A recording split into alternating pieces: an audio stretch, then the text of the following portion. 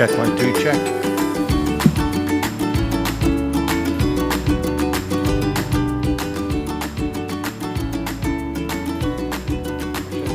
Check, check. Under the B1, B1. Do we have any bingos?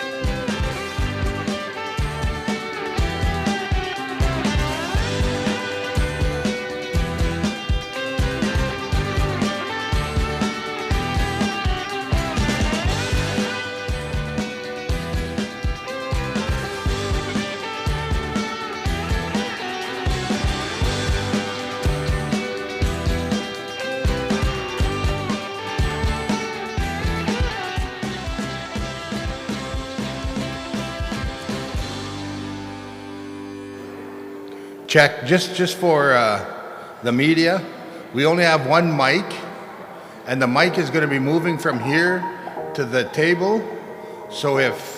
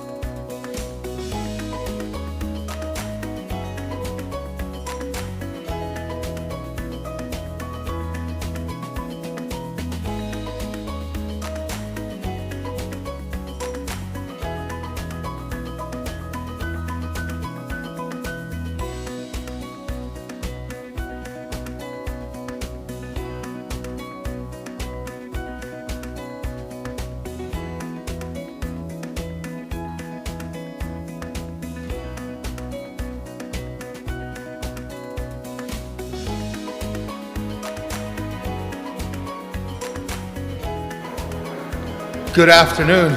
Let's everybody get in their seats, please. If I can have the speakers up in front. Chief Ben, Tribal Chief Ben, Guy Lonechild, Minister Wilkinson, Gary Marasti, and Guy, if we can have you up front, please, the speakers.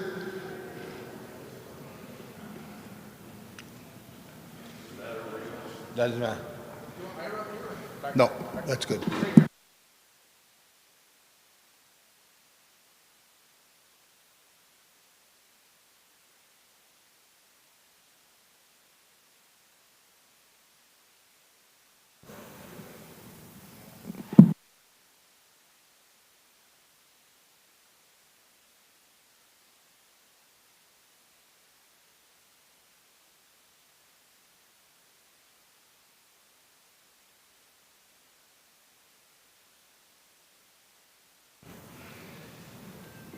Sound?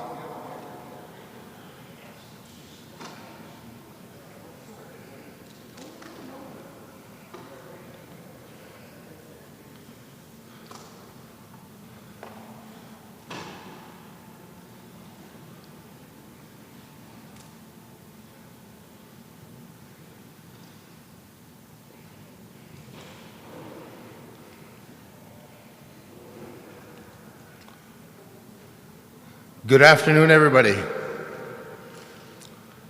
What a pleasure to be here in Treaty 4 territory this afternoon to make some announcements this afternoon that are turning us towards cleaner energy that I know as First Nations people that we all look forward to, cleaner energy. My name is Richard DeRocher. I'm the Cree Vice Chief of the Meadow Lake Tribal Council, and I come to you from Flying Dust First Nation. I'd just like to acknowledge the chiefs that are here from First Nations. Chief Marcel Head, thank you for coming.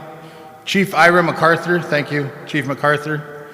Chief Jeremy Norman, Chief Norma Cataract, Chief Blaine Fiddler, Chief Jerry Bernard, and Chief Leon Kirkenek. Thank you all for attending today. I know that Chief Bernard comes to us this morning all the way from English River, which is an extra, I would say, 800 kilometers from here. Thanks for coming this afternoon, Chief Jerry.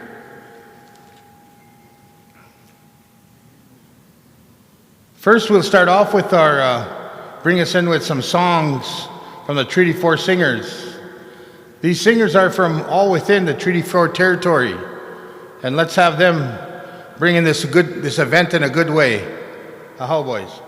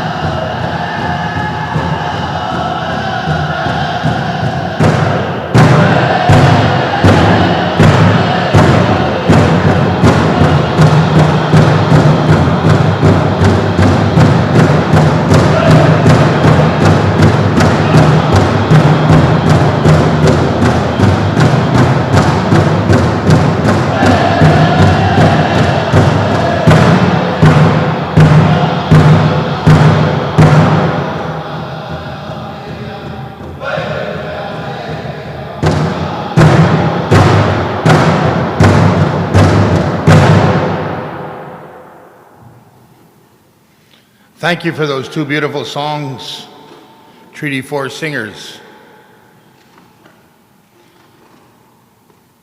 In our traditional way, we like to start off always with prayer in anything that we do. And we're blessed to have an elder with us this afternoon. Elder Dubois will be opening prayer for us this afternoon.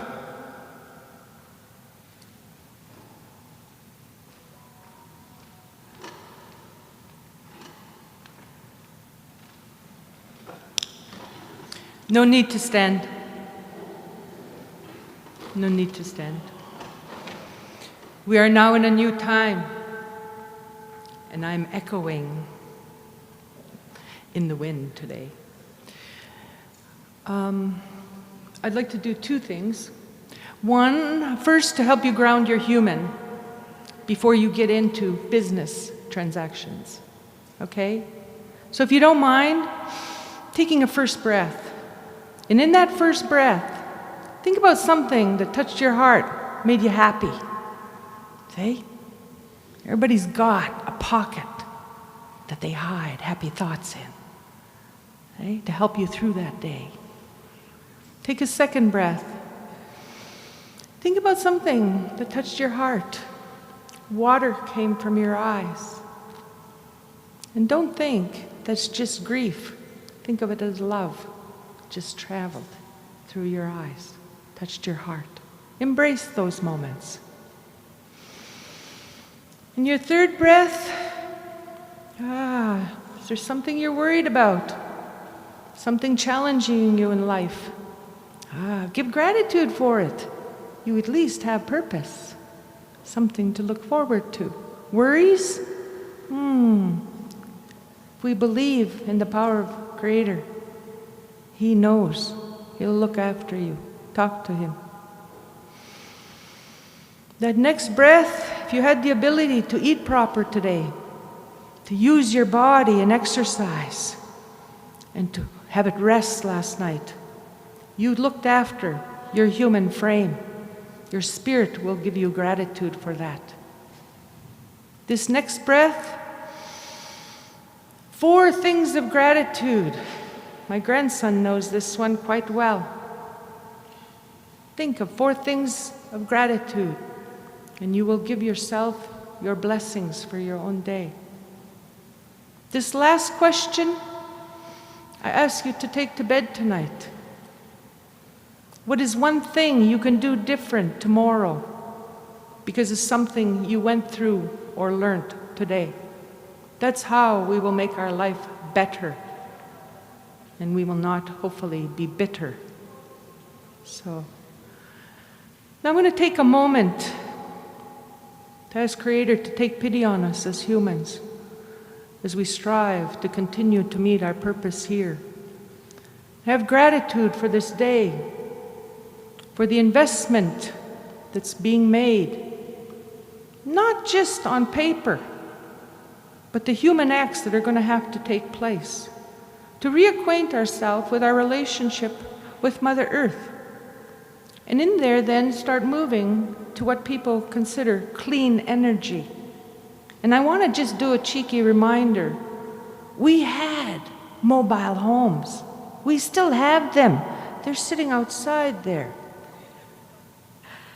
And getting back and giving back, self-sustainability, not only to Mother Earth by utilizing her natural powers, but being gracious enough now to start utilizing them in different ways.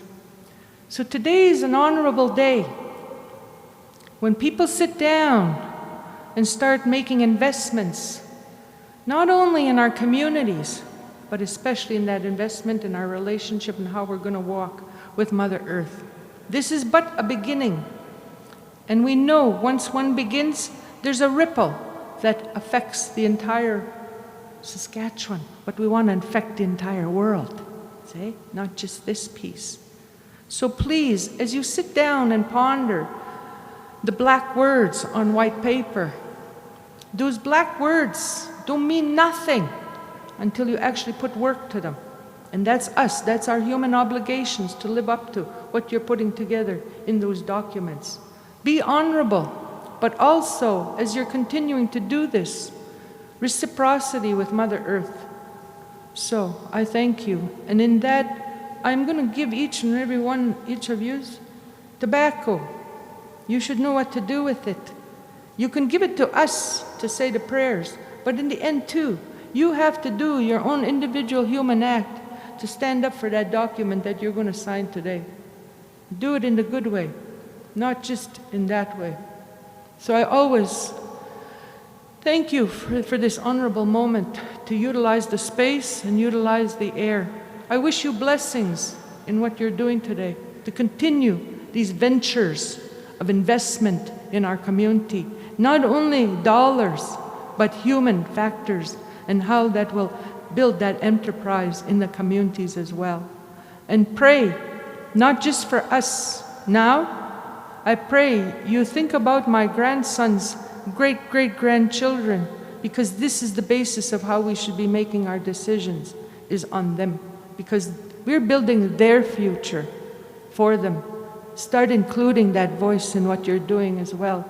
Because you don't realize the brilliance of what these young ones, because they've been watching you for a while. Don't discount them.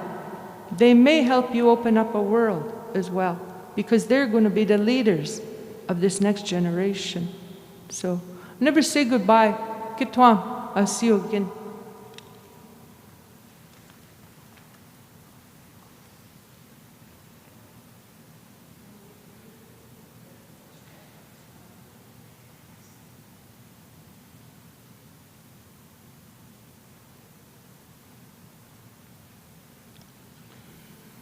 Thank you, Elder Dubois, for those very wise words.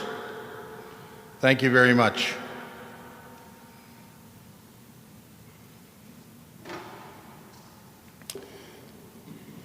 Now I'd like to introduce to you, well, first of all, I want to tell you when I was asked to MC this media release that I thought, okay, I do this quite often at home. I do emceeing at home. But I felt now that I read who's doing all the talking, I feel like I'm doing an all-star game. I do hockey games at home in Meadow Lake, and to have these speakers that are speaking this afternoon, it's like doing an all-star game, honestly. So just blow your tires up a little bit, guys. But it's honestly, it's quite a privilege to be here this afternoon to do this emceeing of this news release. Thank you to the elders and to the drummers this afternoon, always starting out our ceremonies in a good way. And now I'd like to introduce Minister Wilkinson to the podium, please. Or, no, I got to share this mic. Oh, I got to share.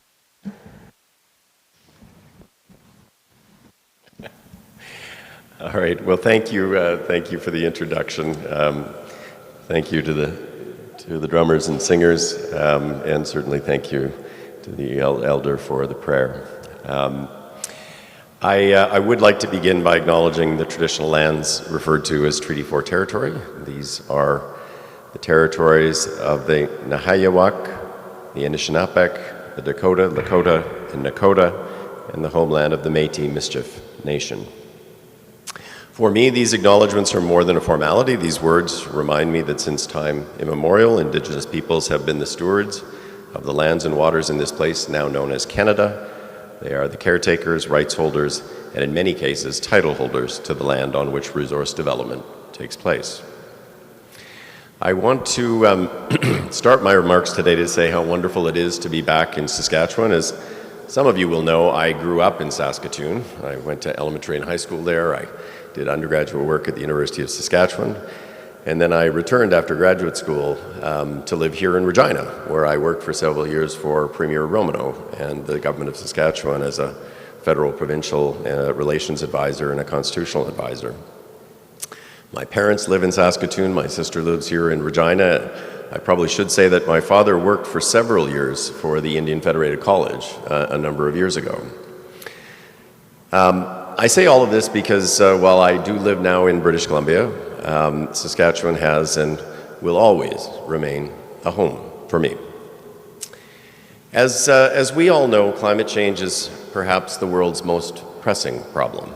Global temperatures are rising, oceans are warming, sea levels are rising, and extreme weather events are becoming far more frequent. In this day and age, I don't believe that there is any longer any real debate about the reality of climate change, nor about the causes of climate change.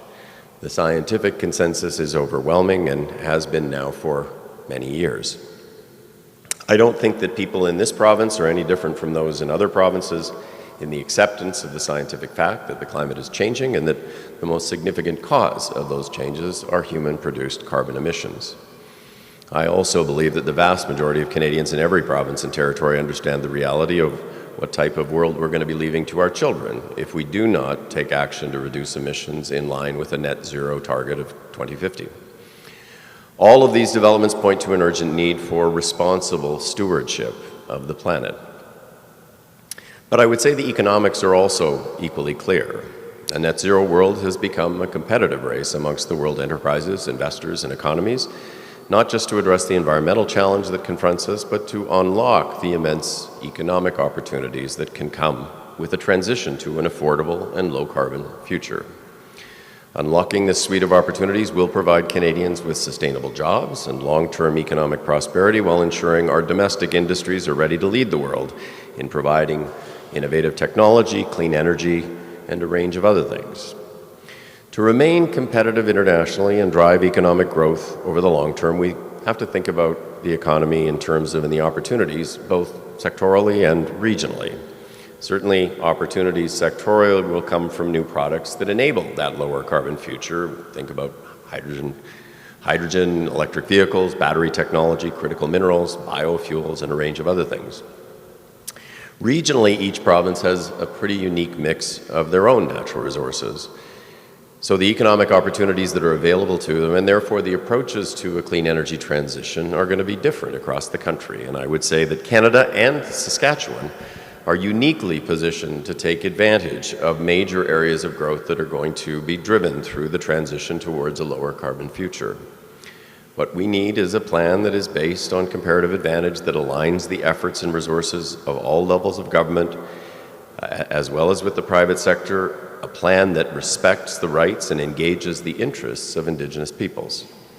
That is why we recently launched what we have called the Regional Energy and Resource Tables. The goal of these tables essentially is to provide a platform through which we can engage these conversations about how we can accelerate the development of the opportunities that will create prosperity and jobs and economic opportunity for Canadians that live from coast to coast to coast. As part of this process, we will be seeking the engagement of Indigenous leadership, as well as with key stakeholders, including industry and labor, looking to collaboratively develop economic strategies that are place-based, that reflect the realities of Saskatchewan, Prince Edward Island, Nova Scotia, and Nunavut. Key to achieving our economic and environmental objectives will be technology development and deployment across a range of sectors, and I just wanted to say a couple words about two of those. Certainly, transportation is a key sector where we're going to need to see significant change. Transportation causes about 25% of Canada's greenhouse gas emissions. And that means we need to see the deployment of far more in the way of technologies like zero-emission vehicles. This week is Canada Electric Vehicle Week. That means that from coast to coast to coast, we're going to work to raise the benefits associated with moving in the direction of zero-emission vehicles. And over the course of this week, my government will be announcing over 6,000 new EV charging stations as we look to build the infrastructure that will enable people to move in that direction. This will include 50 new EV chargers here in Saskatchewan. Another sector of focus is power generation. Going forward, we need to move towards a clean grid, and we will need to look to generate even more electricity than we have today, given the desire to electrify a range of applications like cars going forward. We will need to replace more and more fossil fuel-generated electricity with clean and renewable energy technologies like wind, hydro, geothermal, and potentially nuclear. And certainly we're going to need significant additional spending on our grid. That is why we have been working to take action in this area. One of the most important tools is what we call the Smart Renewables and Electrification Pathways Program, which is about a $1 billion fund to deploy non-emitting technologies focused on projects that will make clean, affordable electricity more accessible in communities across the country, very much including Indigenous communities. Which brings me to why we are here today. Today I am pleased to announce investments in several renewable energy projects involving Indigenous leadership here in Saskatchewan. 2 projects totaling almost $6 million are being undertaken with the Meadow Lake Tribal Council. The first investment of $4.4 million will build capacity and develop a regional approach to renewable energy, energy efficiency, and conservation capacity. And the second, an investment of $1.6 million, is for an 816 kilowatt solar farm on First Nation lands in the regional municipality of Tecumseh, a project that will be 100% owned by the 9 First Nations of the Meadow Lake Tribal Council and will be located on Indigenous lands. This project is intended to serve as a stepping stone for other renewable energy projects. I'm also pleased to announce investments in more than $3.8 million for 3 other Indigenous-led energy projects here in Saskatchewan. $1 million to the First Nations Power Authority of Saskatchewan for a community energy planning project for Indigenous communities that currently do not have natural gas service from Sask Energy. $2 million to Me Too's Forest Products for a bioheat project that will replace propane heating systems at 2 schools in Pelican Narrows and DeChambeau Lake, thereby reducing fossil fuel use by 90%. And $840,000 to the University of Saskatchewan School of Environmental and Sustainability to create a Master of Sustainability and Energy Security program to help meet the training needs of northern, remote, and Indigenous communities. Together, these 5 investments, totaling nearly $10 million, will support these 5 projects that will advance economic reconciliation, deploy clean energy, and create sustainable jobs. Our partners on these projects are focused on deploying renewable energy, displacing coal-based electricity, and training the next generation of Indigenous clean energy leaders. Both Western science and traditional ecological knowledge are clear. Climate change represents the greatest challenge to our generation and to those generations that are coming. But if we are thoughtful about our response and smart in our investments, it can also be the greatest opportunity of our lifetimes. As we move forward, strategies for climate action and economic prosperity must be inextricably linked. And here they must be inclusive and a driving force behind economic reconciliation in this country. Here in Saskatchewan and across Canada, we need to leverage our inherent strengths and comparative advantages. We need to work together to develop a sustainable, inclusive, and natural resource-driven economy, one that is sustainable, affordable for Canadians, and that provides prosperity for all Canadians. So thank you very much for the invitation to join you today for these important announcements.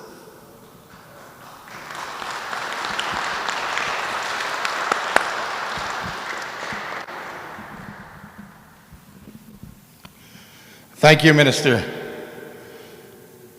Wilkinson, for those news that you bring to our territory. Thank you very much for that news.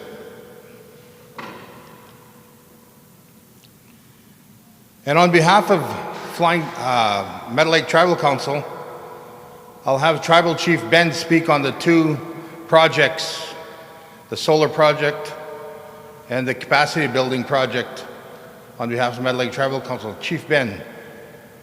Oh, you have to share, right? Thank you for that, Vice Chief. First of all, I want to acknowledge our elder here today that started off this beautiful event, this exciting announcements with prayer. It's always a good way to start this day in a good way, so thank you for that, Elder. I also want to acknowledge our drummers that did such a great job. I see a lot of young people there, and it just makes my heart happy to see a lot of our young people taking part in our culture. I also want to acknowledge our Vice Chief for emceeing this event. He loves doing it. I really enjoy it, and thank you for calling me a superstar, so all of us here. But with that, a good day, everybody. Dan said, Lanate. It's an honor for me today to represent the Meadow Lake First Nations that has a population of over 15,000 proud First Nation members. I also would like to acknowledge that we gather here on Treaty 4 territory in the homeland of the Métis. The traditional territory of Meadow Lake Tribal Council First Nation encompasses all of northwest Saskatchewan and into the East Alberta, including Treaty 6, 8, and 10. I want to acknowledge and recognize my 9 chiefs, our councillors, our elders, our vice chiefs, and all the people from our communities. I wish to also acknowledge my good friend here, the new Honourable Jonathan Wilkinson, Minister of Natural Resources, my right-hand man since he's sitting right beside me. So, today we are gathered to acknowledge and celebrate significant investments by the Government of Canada in clean energy development for the First Nations of Meadow Lake Tribal Council.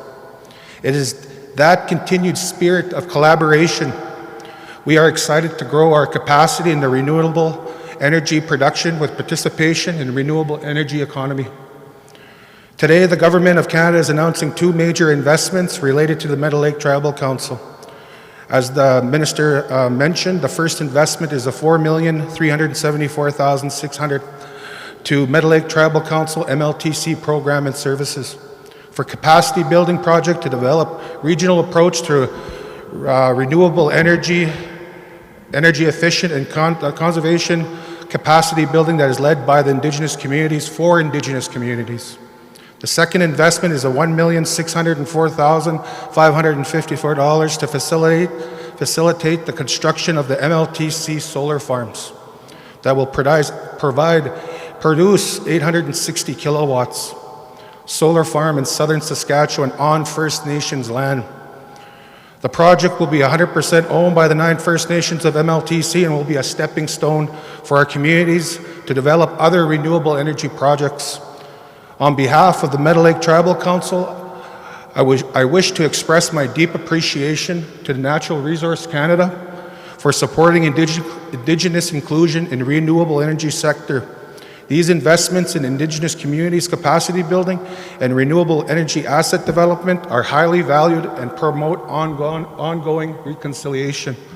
So with that, Minister, I would like to thank you all in the Government of Canada, and thank you all for being here and joining us in this exciting event. With that, Nanaskamun Mercy Cho, and hope you all have a safe drive home to your home fires. Thank you.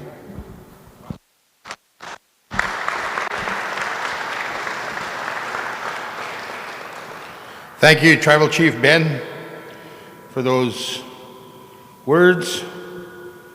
Now I'd like to ask CEO of Peter Ballantyne Group of Companies, as well as a senior advisor to the University of Saskatchewan, Mr. Gary Morasti.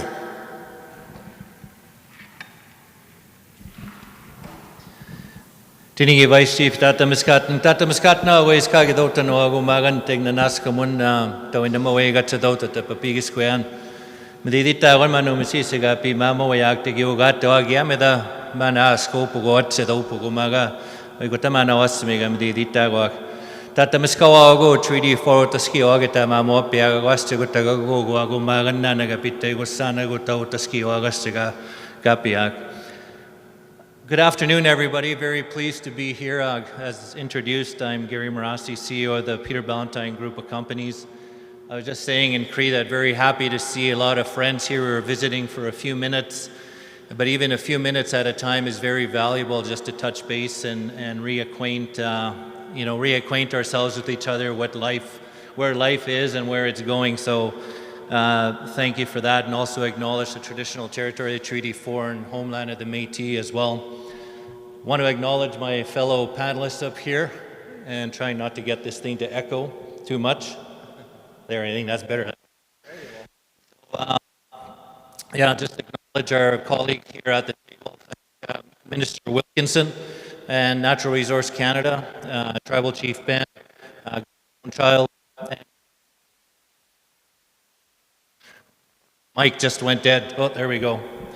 I want to thank the other chiefs that are here in attendance as well.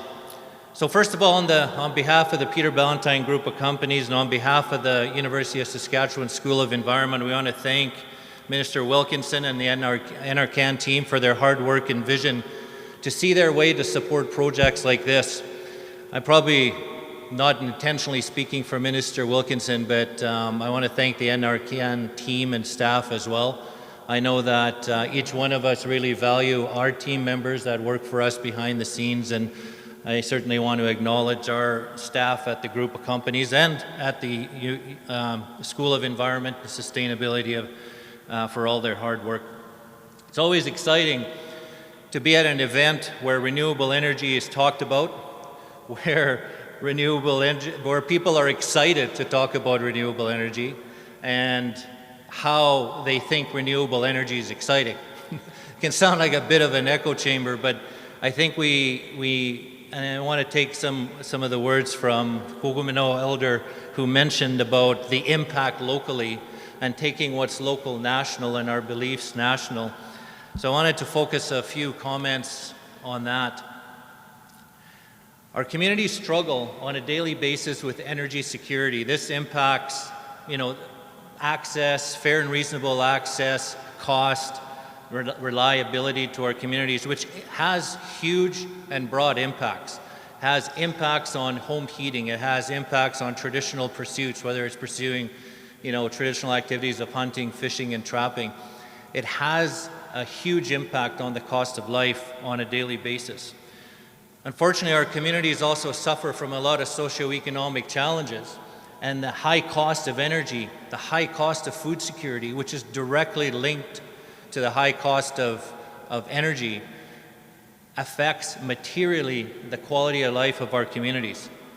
So in trying to address these issues, many in this room, outside of this room, at the front of this table, we always try to do our best to advance and make better for our communities. But we do come up sometimes against some unique public policy challenges. We'll hear often, you're geographically too marginalized. How do we justify an expense for a small population in a remote area? The demographic conflict where your population is younger versus the rest of Canada, they're older. Then you have the jurisdictional chaos sometimes that happens. Well, who's responsible, feds or province? And we work every day to try and address those. Initiatives like this begin to change the tide on those challenges, and every little bit helps on a daily basis. The MITUS and the School of Environment projects support the inclusion of Indigenous peoples into the Canadian economy. In fact, it decentralizes portions of it into our communities. And I'll explain a bit about how that works. With our biomass project, we're supporting directly and indirectly our forestry industry as well. We're supporting the mobilization of Indigenous talent in our communities to take on the work and the training to support not only the forestry activities, but the transport and the operation of many of these facilities. They generate pride and are a huge contributor to what we sometimes hear the term circular economy or investing locally. Whatever we call it, it just makes common sense because it reinvests and targets investments back into our home community. I, for one, would love to see more projects like this happen as we move forward, and which empowers our community to make a bigger difference for everybody. So with that,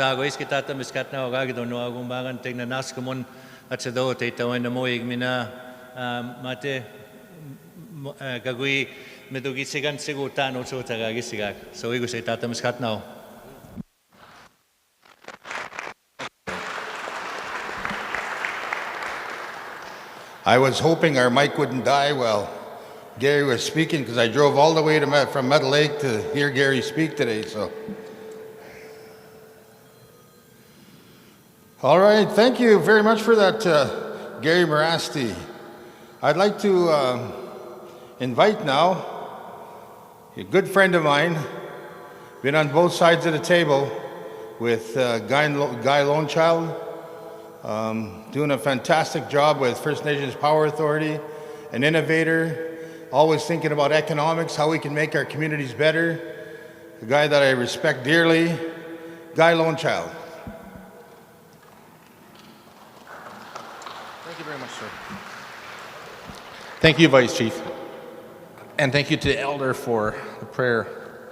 Elder Dubois and others have worked alongside her in the search for a young girl by the name of Tamara Keepness way back when in these territories. So thank you very much for your continued dedication. And to Chief Marcel Head, who lost a relative, a grandchild, Frank Young from Shoal Lake Cree Nation, who was later found near Red Earth Cree Nation. So our hearts are with you today. And just for your knowledge, many of the Saskatchewan chiefs back at the AFN stayed back and recognized the loss and contributed to finding young Frank. And so our hearts are with your communities today. On behalf of our fabulous little organization called the First Nations Power Authority, one that the Meadow Lake Tribal Council and Peter Ballantyne Cree Nation and the Prince Albert Grand Council and others helped to spawn over a decade ago under a discussion we had with Saskatchewan Power Corporation and the Federation of Saskatchewan Indian Nations at the time. So I want to thank all of these all-stars that are up here. They are actually, I feel like a star just sitting beside these bright shining stars here, in education, in politics, in community development. Think of Christine and all of the work that she does with the MLTC. It doesn't go unnoticed. Our people are thriving because of places just like this at the First Nations University of Canada. And it is why FNPA has chosen this as our home. I was talking with Dr. Bob this morning a little bit about the future in terms of what we're doing with community energy planning. And we are hiring local people from the First Nations who are qualified, not even just qualified, but are actually engineers. And so I'd like to acknowledge Joshua Thomas is a Bachelor of Engineering. Please stand and be acknowledged from the Kiniston First Nation. Give him a round of applause. Graduated at the University of Saskatchewan and will be a full-fledged engineer in 2 months from now. Okay. And is going to be heading up our community energy planning initiative for those First Nations in the north who do not have access to natural gas. And in the back is Darlin LaValley. Please stand and be acknowledged from the Piapot Cree Nation, just north of Regina. I think we're agreeing on some terms today for her to assist Muscopheating, Piapot, and then there are others. The Pheasant Rump Nakota Nation in southeast Saskatchewan, close to where I'm from, also does not have natural gas to many of their homes. And so Chief Ira MacArthur, please wave to the crowd and be. And of course, Chief Marcel Head, Shoal Lake, Red Earth, and all of them, Cumberland House Cree Nation, and others that do not have access to natural gas. Why is this important for the FNPA? It is important, not one to be the organization for the organization itself, but it's to build local capacity, it's to build knowledge, to build skill sets, to calculate carbon offsets in terms of what our contribution is to protecting Mother Earth. You know, we enjoy Mekisakao Pisim, like the sun that shines through our veterans' teepee here, to acknowledge all of the gifts and the natural resources that we do share. It's about Indigenous-led. It's about ensuring that Indigenous people are at the forefront of fighting climate change.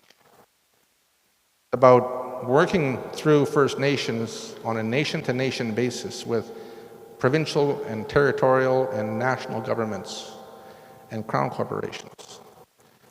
Partnership with Sask Power Corporation, Sask Energy, who are here at the back, please give a wave. We'll be working alongside you in sharing much needed information as we move forward. Working on demand-side management and energy conservation is an important aspect of protecting Mother Earth, and so we will build that capacity. And so in our short 10.5 years, we celebrated success a couple of weeks ago now, or last week, I guess it's last week. But the sky is the limit. The opportunity amongst all of us to do our part is immense, and we want to thank Natural Resources Canada for all it does. We had this conversation with Sask Power 4 years ago about doing the top 20, the 20 First Nations in Saskatchewan where we can do community energy plans. Well, what this does for us today is get us to that 20. So thank you very much in the last couple of years. So I really do appreciate it and all the partnerships that will flourish from this, and we look forward to much exciting educational endeavors through the University of Saskatchewan, our partnership with NRCan and others. So thanks again on behalf of our board of directors. Really do appreciate your friendship and your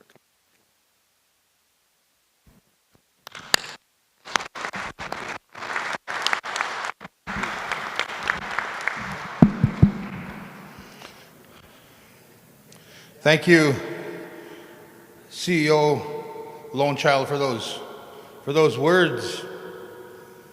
Apparently, we're having some sound difficulties here, so we're going to do the media questions from the media. But I'm going to ask that our presenters stand up where that red line. Where is it going to be? Right there, that yellow or red there. So the sound is apparently terrible on there, and I get it too. The sound is not that great from where they're recording, so we'll ask where that podium is. Did you just want them to sit there and call them individual for the questions, or did you all want them there at one time? Okay, you got it.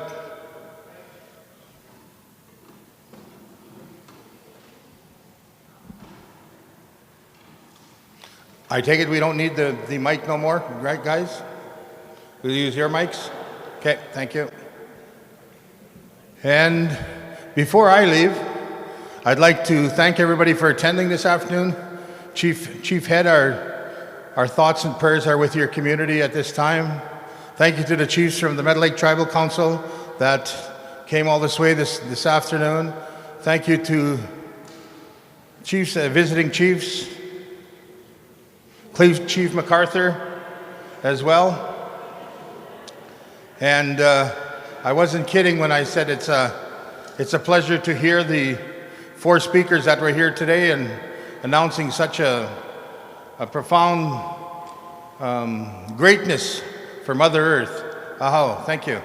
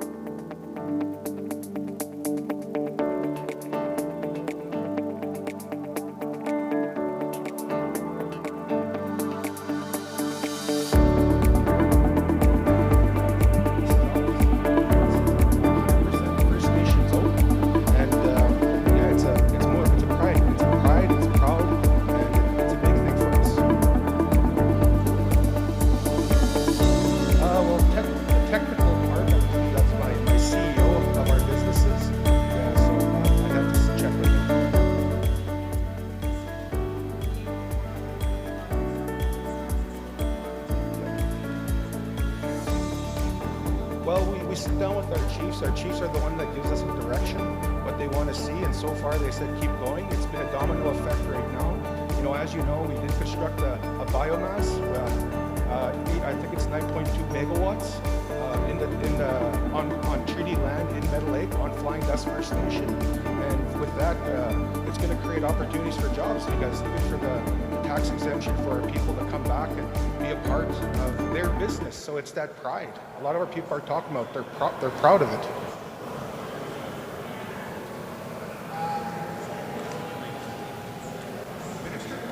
Minister? Thank you for that, Chief. Yep. Okay. And then just for the minister, we got a time crunch, so please get one question, one follow-up. Okay, maybe start on the right here. Yeah, I guess just kind of building up, what does it mean to be able to kind of make this announcement in your home province? Well, I'm always happy to come back to Saskatchewan, but I think this is particularly nice in the sense that this is really enabling Indigenous communities to take more control of the energy within their own traditional territories. And of course, the push to renewable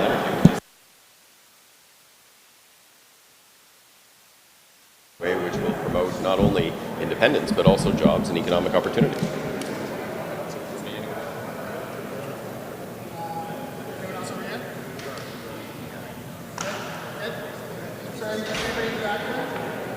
I think she has a question. CTV's next up.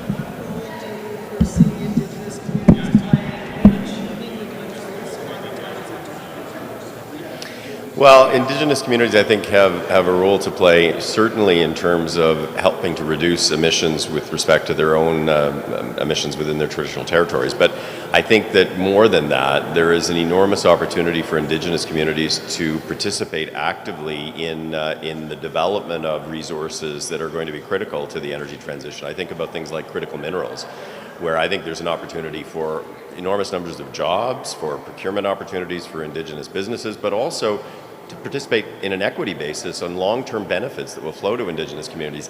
They can help us to accelerate the work that needs to be done, but they can also benefit in a way where, traditionally they have not benefited from a lot of the kinds of developments that we have undertaken. And it's time from a social justice perspective, but it's also just time from an economic reconciliation perspective that changed. Yep. Some provinces are helping their residents cope with high energy costs by reducing fuel taxes and rebates. Does the federal government have any action plan in this regard? Absolutely. I mean, we have been taking action on that. Affordability is obviously a big issue. I mean, let's step back and understand that the escalation in the price of oil and gas has been as a result of Russia's brutal invasion of Ukraine. And in the aftermath of that, what we did was worked with the oil and gas sector to look to increase the amount of oil and gas we produce to help to reduce prices. And we've said by the end of the year, we will be producing 300,000 barrels a day more, which will help with respect to affordability. We've also taken action through the last budget in terms of a number of measures to help with affordability for families, particularly for lower income families or people on fixed incomes, including the indexation of things like the Canada Pension Plan and Old Age Security, and a 10% increase in OAS. And we're going to continue to look at that. I mean, at the end of the day, we recognize how important this affordability crunch is for people who are on fixed incomes and for lower income Canadians. We've taken measures, but we are certainly not ruling anything off the table.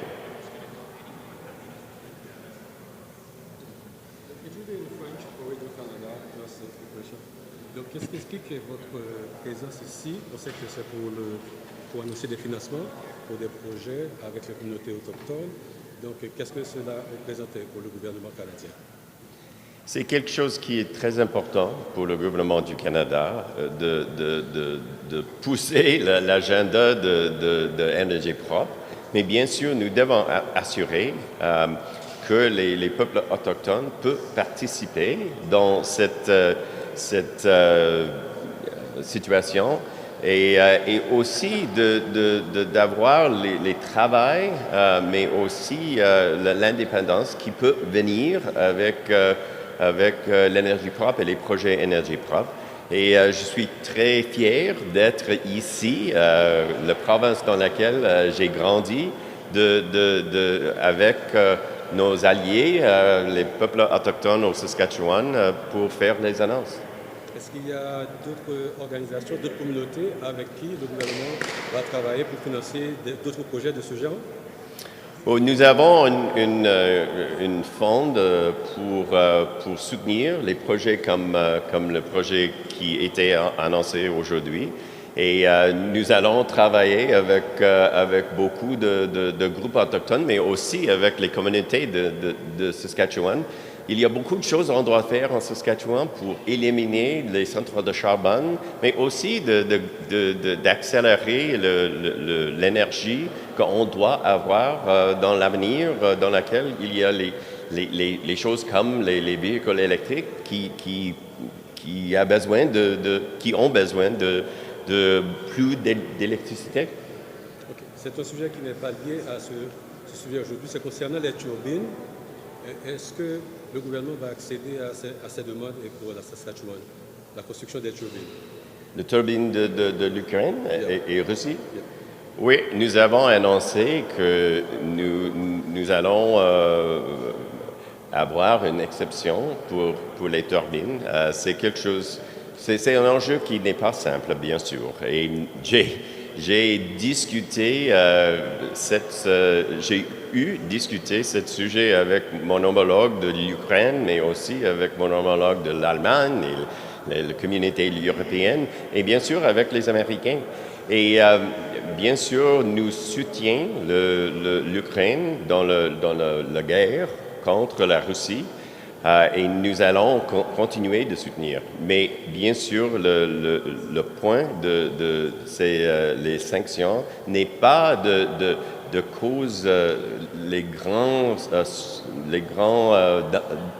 comment est-ce qu'on dit, damage contre nos alliés en Europe. Et bien sûr, nous allons continuer de soutenir l'Ukraine, mais nous avons décidé d'avoir une exception. But now in English, it's for, okay. I got a call three, so can I get that last one in English, sir? Okay.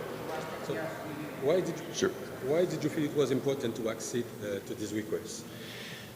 We obviously this is a very difficult situation and a very difficult issue. I have spent many hours talking with my counterpart in the Ukraine, my counterparts in Germany, in the European Union, and with the Americans on this subject.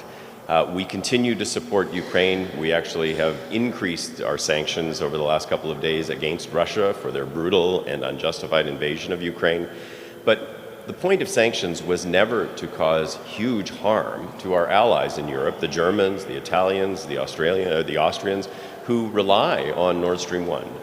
And so at the end of the day, we have decided to make a time-limited exception to maintain the turbines to ensure that our European friends can continue their support of the Ukrainian war effort. And I think you will see that the Americans have put out a statement in favor of what Canada has done, as have the Europeans. Thank you.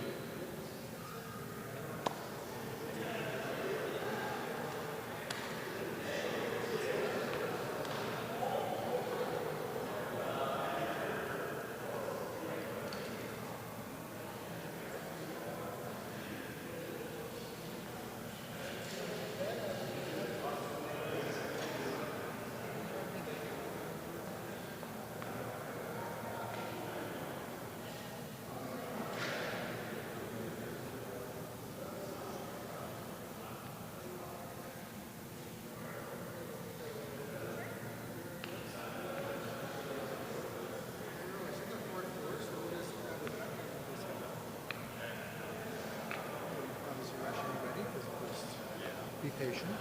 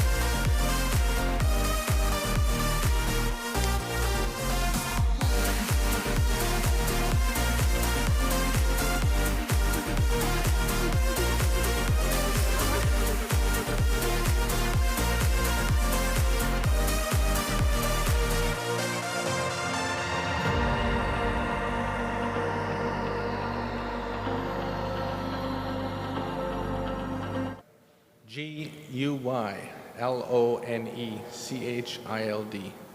Guy Lonechild. Chief Executive Officer, First Nations Power Authority.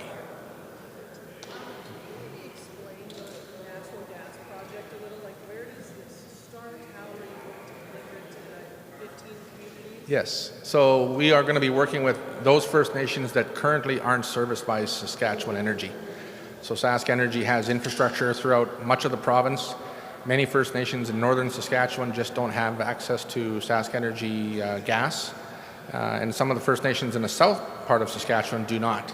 And so in total, 14 or 15 First Nations we will work with over the next 2 years to do community energy planning that will help to identify renewable energy opportunities for wind or solar, and hopefully negotiate with Sask Power for power generation opportunities. We hope to introduce a standing offer program with Saskatchewan Power that will help to alleviate the high cost of power bills and electricity in many of these First Nations. And once this is covering the rest of the First Nations that don't have access, or are there still There will hopefully be a number of First Nations identified across the province that will either never ever have natural gas service, and then some of them that may actually tap into natural gas service through Sask Energy. So I think we'll identify on an as-needs basis what's the I'd say the pathway to cleaner energy sources for power generation, electricity generation, and heating homes.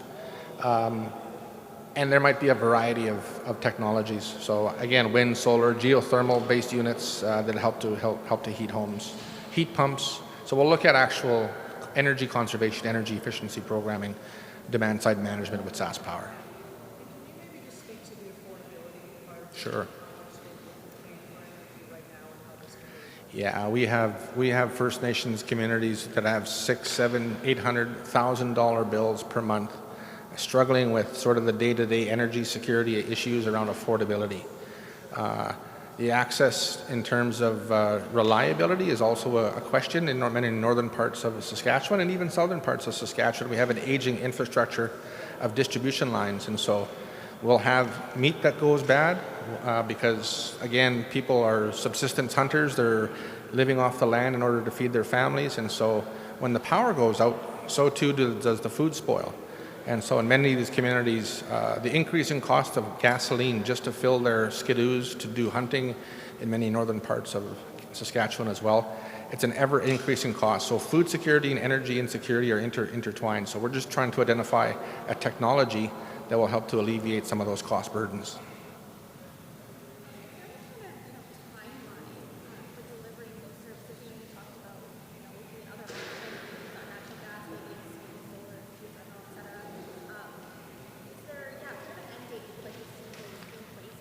Well, we're meeting with Premier Moe on July the 18th, and we're going to be asking for an extended master agreement, and that master agreement will help to identify in the foreseeable future these renewable energy opportunities. So we can't do that without political support of the government.